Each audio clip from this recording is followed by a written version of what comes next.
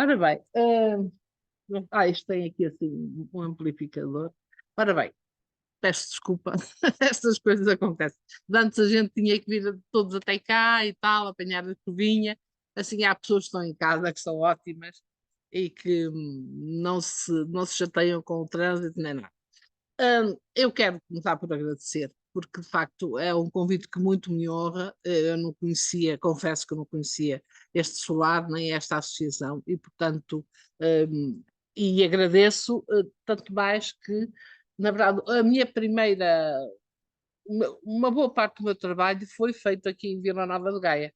A minha tese, já vão ver no título, já, aliás, já viram o calhamaço, e trata da região do Porto. Portanto, eu trabalhei a área entre Vila do Conde e Espinho, digamos, ou Cortegaça, mas, por acaso, isto não favorece nada. É sim, está bem, ok. Tá. A gente também começa a ver a nossa cara ali e diz assim, olha que diabo, que cara horrível, meu Deus. Enfim. Portanto, uma das áreas que eu estudei melhor, que eu bati a pé durante muito, muito tempo, depois comprei um carro, e depois andava de carro, mas na verdade conheço muito bem Vila Nova de Gaia. Ou conhecia, porque isto agora tem mudado imenso, não é? As construções são mais muitas, eu às vezes também já quase que me perco, já preciso de GPS, às vezes para me orientar aqui. Olha, para chegar aqui, precisei de GPS, claramente. Bom, portanto, a ideia era falar um pouquinho da evolução que houve, a evolução científica que houve nestes domínios nos últimos anos e também mostrar o meu conhecimento desta área, que é razoável. Portanto, sobretudo do domínio da geomorfologia e tentar também perceber em que medida é que a geomorfologia, ok, em que medida é que a geomorfologia influencia a evolução do território, em que medida é que a geomorfologia é algo com que vocês convivem, vocês os gaienses, admitindo que são gaienses, convivem todos os dias. Tenho aqui um resumo, que isto poderá ser enviado para vocês, se o desejarem. É um documento pesado, mas em todo caso, enfim, acho que tem algum interesse. Bem, o resumo também foi na convocatória, portanto, o resumo também poderá ser visto lá. A primeira coisa que me interessou muito quando cheguei à Universidade de Coimbra, foi lá que fiz o curso de Geografia. A primeira coisa que me interessou foi perceber porque é que os depósitos ditos quaternários, já vamos ver o que é o quaternário, aparecem a altitudes diferentes.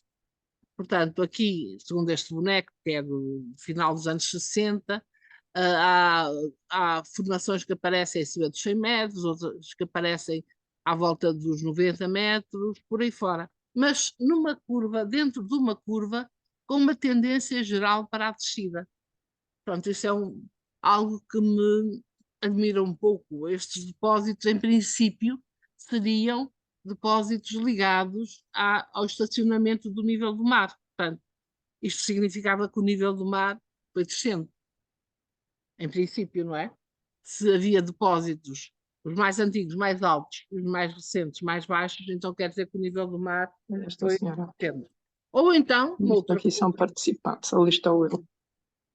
Ou então outra coisa, que o continente foi subindo, porque só assim é que se compreende. Se calhar as duas coisas aconteceram ao mesmo tempo, o nível do mar foi descendo e subindo de uma forma relativamente complexa e o continente, em muitos casos, também foi subindo, e portanto, daí este escalonamento. Já estou, ao fim e ao cabo, a queimar etapas, mas é só para perceberem que, na verdade, as duas hipóteses são possíveis. Já havia nessa altura, quando eu comecei o meu trabalho, eu comecei a investigar nesta área, de facto, em 1972, 73. Foi o meu último ano da licenciatura em Geografia em Coimbra. Já havia as cartas geológicas, por exemplo, a carta geológica chamada 9C, que é do Porto, que é de 1956, estão a ver, já tem, de facto, muito tempo, já é quase tão velha como eu. O que se vê aqui é grandes manchas de granito, está aqui assim, avermelhado é o chamado granito de Porto. Depois temos aqui estas manchas verde azeitona, são o chamado complexo xistogrováquico Antordovícia, que é um palavrão que os meus alunos, coitadinhos, tinham que saber de cor e saltear. Que é uma coisa muito antiga, com 500 milhões de anos. O granito do Porto tem à volta de 300 milhões de anos. Bom, mas de qualquer maneira é o que predomina aqui na folha do Porto. Mas se formos para a folha que fica a sul, que é esta, Vila Nova de Gaia e de Espinho, vemos que continua a haver granito. O granito já não é bem o mesmo que víamos na folha anterior. Este é o chamado granito de Lavadores, é um granito de grão grosseiro. E depois também, assim, há um verde parecido, tal complexo xistogravático. Mas aqui na folha de Espinho há uma quantidade enorme de manchas amareladas ou acinzentadas. Ora, estas manchas é que são correspondentes ao tal aos tais elementos que eu queria estudar, isto é, o final da história da Terra, o final do Cenozoico, o final do Terciário e do Quaternário. Portanto, tem muitas manchas, difíceis de cartografar, evidentemente, não é? São às dezenas, e claro que tudo isto era mais ou menos visível quando, quando não havia casas, ou quando se abria uma barreira da estrada, não é? E então, ao abrir uma barreira na estrada ou a fazer as fundações para uma casa, muitas vezes é uma altura excelente para os geógrafos e para os geólogos verem um corte, que é aquilo que nós andamos à procura como pão à boca. Para nós, os cortes são, evidentemente, os testemunhos, as evidências da evolução geológica e geomorfológica. Portanto, andamos à procura daquilo, digamos, completamente vidrados no aparecimento de cortes. Portanto, se encontrarem cortes, faz favor, mandem um e-mail e digam, por favor, no lugar tal, agora é passível de ser mandado por GPS, por causa do GPS ficar nos nossos telemóveis todos. Portanto, aí há um corte engraçado, olha, até lhe mando uma fotografia, veja lá se vale a pena. Porque às vezes encontram-se coisas espetaculares, coisas muito importantes, às vezes são coisas que parecem pequeninas, coisas que parecem sem interesse nenhum, ao fim e ao cabo dirão vocês, oh, são calhaus. Calhaus, para que é que servem os calhaus? Os calhaus são realmente o material com que eu trabalho, para tentar tirar algumas conclusões. Mas aqui então na folha de espinho há de facto muitos afloramentos cartografados como depósitos do final do Pliocénico, já vamos ver o que é que isso significa entre 5 milhões e 2 milhões, e depois do Quaternário, que é 2 milhões e meio até aos nossos tempos. Aqui temos a última versão da Carta Cronoestratigráfica Internacional. Podem fazer uma pesquisa no Google e vão encontrar esta carta.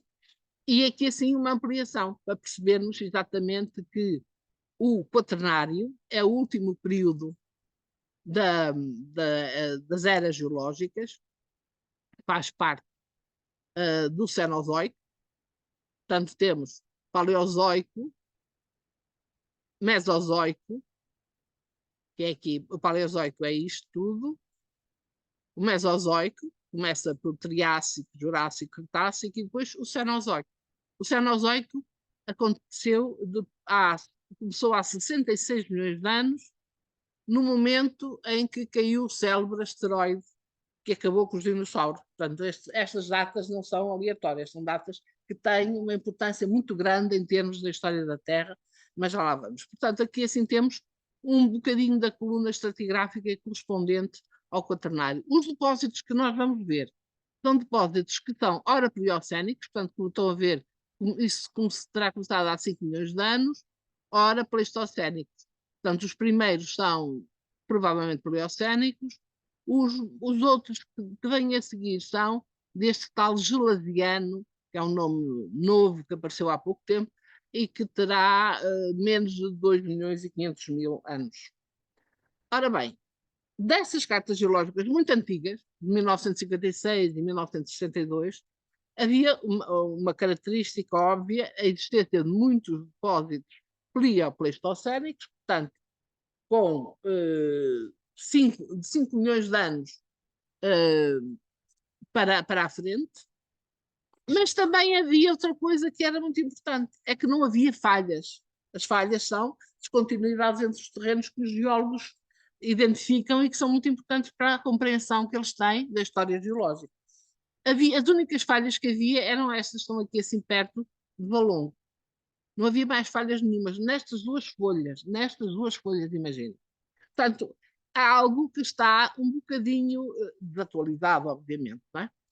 E, portanto, a visão que se tinha daqueles depósitos todos, sobretudo destes que estavam face ao oceano, era que se tratava de praias levantadas, de antigas praias onde o mar andou e tal, deixou lá uns calhaus, depois recuou, depois tornou a subir e tal, deixou mais outros calhaus, e portanto era assim que se via, que se interpretava aquela plataforma litoral, aquilo que eu vim a chamar depois, que está internacionalmente considerado plataforma litoral. E então havia até um senhor, que era o professor Carlos Teixeira, que morreu pouco depois disto, isto é em 1979, que dizia há que aceitar o critério altitudimétrico, plenamente válido no nosso país, dos diferentes níveis das tais praias, se encontram escalonados desde o Minho ao Algarve. Ora, isto era realmente altamente duvidoso, não é? Para já altamente do Minho ao Algarve, tudo igual, caramba.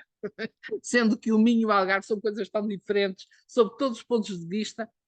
É evidente que dessa altura, e dizia também que não são conhecidos em Portugal acidentes tectónicos de idade recente que tenham desnivelado os terrenos pleistocénicos, ao contrário do que aconteceu, por exemplo, em Itália e em outras regiões da Europa. Portanto, nesta altura, a visão que se tinha era que era tudo devido às variações do nível do mar e ponto final. E, sobretudo, as visões que o Carlos Teixeira e os seus seguidores, e também a visão que depois era apresentada nestas cartas geológicas. Nestas cartas diz assim, depósitos de 20 a 30 metros, depósitos de 50 a 70 metros, e pronto, estava tudo classificado pela altitude, era fácil, não é? Tendo um altímetro, a gente fazia a geologia toda num instante. Oxalá as coisas fossem assim tão simples. Bom, mas agora voltando atrás e voltando à caracterização desta área, o que temos é uma área realmente aplanada, que é a plataforma litoral, que se situa normalmente abaixo de 120 metros, aqui abaixo de 120 metros, e depois temos um relevo atrás. Eu penso que aquela queda d'água que o Dr. Joaquim estava a falar deve vir lá desta zona alta, que é um relevo comprido, que começa no Monte da Virgem e vai por aqui fora, passa até à Senhora da Saúde. Aqui há um nome, tem um nome que eu agora já não me estou a lembrar, mas de qualquer maneira chamei-lhe relevo marginal, nunca ninguém tinha dado esse nome, mas há um relevo deste estilo na proximidade de Coimbra e parece-me que relevo marginal é um nome adequado, porque é um relevo comprido, estão a ver, com os topos relativamente planos, que vão subindo para norte, para sul. A norte não é tão nítido, mas a sul do Douro realmente é muito claro. E, portanto, já vamos ver que isto tem o seu significado em termos geológicos. Ou melhor, que a geologia explica muito disso. Atrás do relevo marginal temos então um setor em que há cursos de água que vão drenando quer diretamente para o Douro, quer para o Rio Febres, que é um rio que fica logo aqui abaixo do relevo marginal. Entretanto, foram saindo cartas geológicas, por exemplo, esta de 1992, que é carta para 500 mil. Tem aqui os links onde vocês podem encontrar a possibilidade de fazer o download das cartas, portanto, podem ir lá buscar as cartas, têm é que dizer o vosso nome, qual o conselho onde estão e para que fins é que querem as cartas, mas finalmente, graças a Deus, nós podemos ter não vou dizer graças à lá, porque vamos temos já a possibilidade de ter acesso a estas cartas. Isto não aconteceu durante muito tempo. As cartas geológicas custavam balúrdios. E depois ainda tinha outro inconveniente, é que se estragavam todas, eram de papel, portanto enroladas ou dobradas, estragavam-se todas num instante da tinta e à vida. Agora estão digitalizadas, quer dizer, nunca mais acabam, não é? E, portanto, aqui temos a folha norte, a folha da carta 1 para 500 mil, aqui um bocadinho ampliada, e aqui, claro, já temos falhas. Quer dizer, parece que as falhas fizeram a sua aparição, muitas, não é? Não é só aquela falha que aparecia aqui a delimitar a vertente ocidental do chamado anticlinal de Valongo, mas muitas outras. E eu chamo a vossa atenção para esta falha que está aqui, e começa aqui em Lavadores e vai para sudeste, passa aqui no meio destes granitos, são os tais granitos de Lavadores. Mas há outras falhas, realmente. Ai, desculpe. Ok, ok. Eu não reparei, sabe? Eu distraio. Obrigada. Portanto, esta é a chamada falha Porto Mar, e vamos ver que ela tem uma importância muito grande na economia geral desta apresentação. E outra coisa que, entretanto, também se descobriu é que a geologia de Portugal podia organizar-se em áreas diferentes, áreas bastante grandes. Eu suponho, tem aqui, tem aqui, tem aqui, tem aqui, tem aqui, esperem lá onde é que está. Uma coisa que está aqui, exatamente. Portanto, isto é a península toda, não é? Então, o maciço antigo, que é esta área que está em diferentes tons de rosa, e depois temos a bacia do Douro, a bacia do Tejo, a orla ocidental, a bacia do inferior do Tejo e do Sado, mas dentro da bacia, dentro do chamado maciço espérico, isto só para pensar nas zonas que correspondem a Portugal, nós temos várias. Temos a chamada zona centro-ibérica, temos a zona oeste astúrico-leonesa, e há uma parte aqui do norte de Portugal que pertence a esta área. Temos aqui uma faixazinha a vermelho que se chama Zona Ossa Morena, ou agora tem outros nomes, mas enfim. E, portanto, e vemos outra coisa muito importante, é que a separar o maciço espérico e uma parte da orla, ou a separar a zona centro-ibérica deste pedacinho da Zona Ossa Morena, temos uma falha quase norte-sul, que é exatamente aquela falha que estávamos a ver há bocado, a falha Porto Tomar. Portanto, que é uma falha que passa pelo Porto, é algo que nos interessa e que vamos ver que tem reflexo na, na geologia, na geomorfologia. Portanto, vamos andar para trás.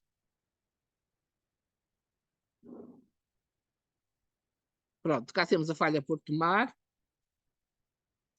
Cartas mais modernas mostram também a mesma coisa, isto é, a zona centro-ibérica, para simplificar, ZCI, que é esta. Depois a chamada Zona Ossa Morena, que é esta que está aqui. Aqui começa uma outra região estrutural, que é a Bacia Lusitânica, ou também chamada Orla Ocidental, que é formada por formações mais modernas que apareceram quando a Pangeia se partiu e quando se criou o Rift, que foi dar origem ao Atlântico. Portanto, estão a ver que estas coisas todas se podem relacionar com grandes acontecimentos de índole global. E então, entre a zona Ossa Morena, ZOM, e a zona centro-ibérica, a célebre falha Porto Tomar. Mais pontos de documentação, mais elementos de documentação. Esta é uma carta 1 para 1 milhão, uma escala mais pequenina, de 2010, portanto mais moderna, até parecem, multiplicaram aqui as falhas nesta área da zona Ossa Morena, tem cores um bocadinho diferentes. Aqui esta é uma carta de toda a península, que é muito útil para quando vocês forem passear para a Espanha, porque realmente podem compreender a geologia de Espanha, que é muito complexa, obviamente não cabe aqui estar a ter de explanar, mas de novo temos a falha Porto Tomar e as suas diferentes ramificações. O problema desta carta, apesar de ter uma grande, digamos, ter muito bem feita, ter uma boa visibilidade, uma boa, como se diz, agora não falta uma palavra, uma boa definição, e está no formato vetorial, e portanto quer dizer que se pode ampliar, ampliar, ampliar, e fica sempre bem, fica sempre bem, apesar de ampliada.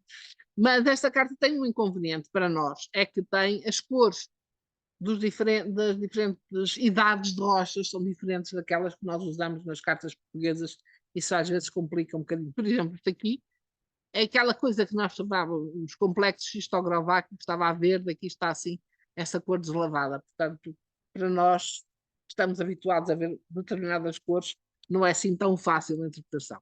Bom, mas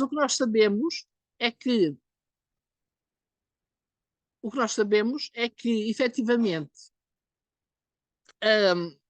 aquilo que se passou com a Terra foi evoluindo ao longo do tempo, a Terra foi evoluindo ao longo do tempo. Há uma teoria nova que estava realmente a surgir quando eu estava a fazer a faculdade, a teoria da tectónica de placas, que surgiu por volta dos anos 60, 70, e a partir dessa teoria percebeu-se que a Terra era móvel, que estava tudo em movimento. E há, inclusivamente, filmes que eu vou tentar passar, vamos ver se ele passa, que mostram realmente a dança dos continentes. E é muito giro. Também está aqui, assim, um pouco de propósito, a minha última, o meu último investimento na Netflix foi esta série que é muito gira, muito interessante.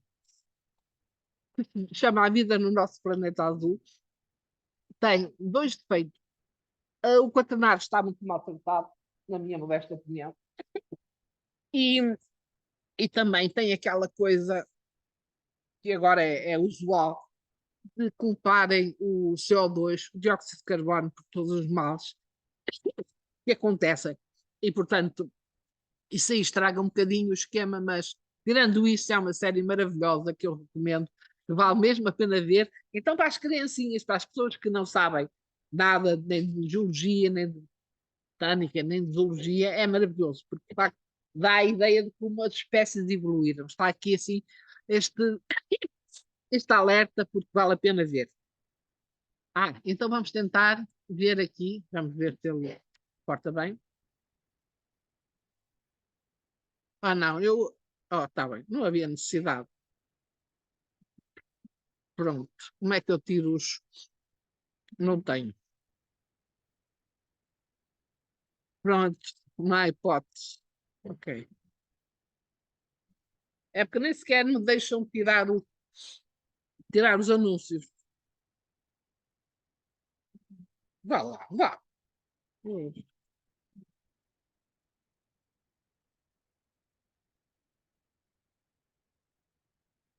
Agora não. Pronto. Eu quero. Ai, está aqui o colar anúncio. Pronto, aqui é que está. Este senhor Scorsese fez uma série de filmes deste género. Este é um dos últimos, portanto, vamos ver. Câmbrico, portanto, não. Oh, raio. Pronto, então, vem depois em casa. Não há hipótese, não é? Quer dizer, eu já sei que isto acontece com alguma frequência. Eu estava a passar aqui, mas ali, isto era para. Pronto, ok.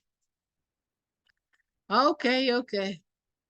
Houve um bocadinho da Carmen, já não é mau. A ideia era mostrar a evolução que se está a dar, por exemplo, neste globo. E neste globo o que se vê, isto era uma gracinha, o que se vê é que no carbónico, no final carbónico, princípio do Pérmico, há cerca de 240 milhões de anos atrás, os continentes todos colidiram, mas isso quase toda a gente sabe, formou-se aquilo que se chama Pangeia, e que se deu origem a uma cadeia montanhosa, a cadeia hercínica. E todo aquele maciço esférico que constitui a ossatura da Península Ibérica, onde está tudo o resto assente, foi formado nessa altura, ok? Portanto, aqui temos, ora, estão aqui a ver esta coisinha, é a Península Ibérica. Tínhamos aqui um relevo relativamente elevado, que era a cadeia hercínica, onde até em certos momentos houve glaciações, mas isso agora não interessa porque infelizmente não se consegue ver o resto. Ora bem, quais as direções das montanhas hercínicas? Houve uma compressão assim, de nordeste e de sudoeste, e portanto as montanhas formaram-se nesta direção, noroeste, sudeste, de tal forma que, por exemplo, aqui o chamado Anticlinal do Valongo, eu sempre que apanho um piquinho de frio, fico assim, tenho que comer um roçadinho, mas vim preparada. E portanto aqui,